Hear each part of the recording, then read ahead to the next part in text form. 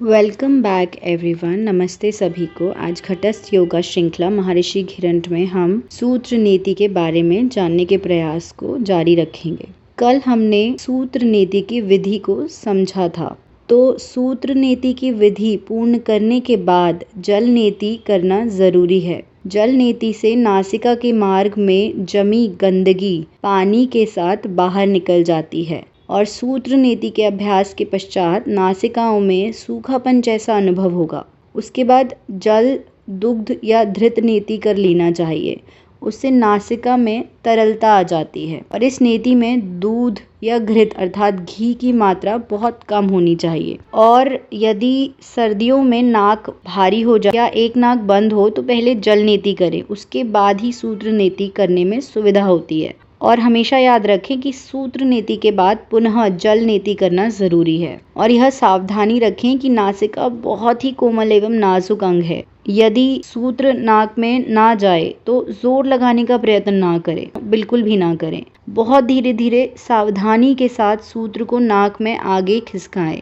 यदि सूत्र आगे ना बढ़ रहा हो तो किसी योग्य शिक्षक की सलाह लेना जरूरी है। सूत्र को नाक में डालने के पूर्व देख लीजिए कि सूत्र साफ है या नहीं। जिनको भी नाक से खून बहने की शिकायत हो वे इस अभ्यास को विशेषज्ञ की सलाह लेने के बाद ही करें। और सूत्र नीति से लाभ होगा कि श्लेष्मा झिल्ली की अच्छी मालिश होती है, उसकी क्रियाशीलता भी बढ़ती है और रक्त प्रवाह तेज होता है, जिससे नासिकाओं को पर्याप्त मात्रा में रक्त मिलता है। और रुई के धागे या चिकने कैथेटर से भीतर में जो घर्षण की क्रिया होती है उससे साइनस ग्रंथि की सूजन कम होती है, उस पर दबाव पड़ता है।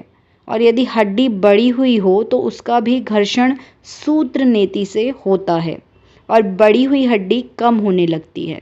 इस प्रकार साइनस या राइनाइटिस होने पर या हड्डी बढ़ने पर इसके अभ्यास से राहत मिलती है। योग में इसके लिए नीति का एक अन्य अभ्यास भी है, जैसे स्वमूत्र के मध्य भाग को प्रारंभ और अंत का थोड़ा थोड़ा छोड़कर, मतलब खुद के ही मूत्र का बीच का भाग, प्रारंभ का नहीं और अंत का भी नहीं, बीच का भाग एक पात्र में किसी बर्तन में इकट्ठा करके और उसकी 1-2 बूंदे शुद्ध पानी में मिलाते हैं। स्वमूत्र यानी कि यूरिन, खुद का यूरिन बहुत अच्छा संक्रमण अवरोधक है। और कुछ लोग तो सीधे स्वमूत्र को ही इकट्ठा करके नेति में उसका प्रयोग करते हैं, लेकिन उसके बाद सादे पानी से नेति करना चाहिए, क्योंकि मूत्र में बहुत से अम्ल होते हैं यानी कि एसिड होते हैं।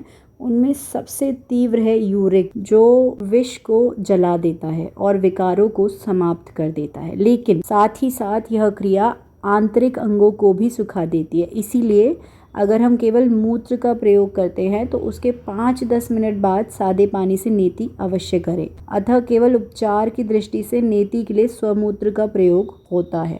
नेति क्रिया से मस्तिष्क शांत होता है और इससे तनाव या सुस्ती दूर होती है। मस्तिष्क में उत्तेजना हो या गर्मी हो या मिर्गी की बीमारी हो तो उस अवस्था में भी नेति क्रिया उपयोगी होती है। और आध्यात्मिक लाभ है कि इससे आज्ञा चक्र की जागृति होती है, कफ दोष, दृष्टि दोष दूर होता है और दिव्य दृष्टि प्राप्त होती है। यहाँ तक सुनने के लिए धन्यवाद। अब कल जारी रखेंगे।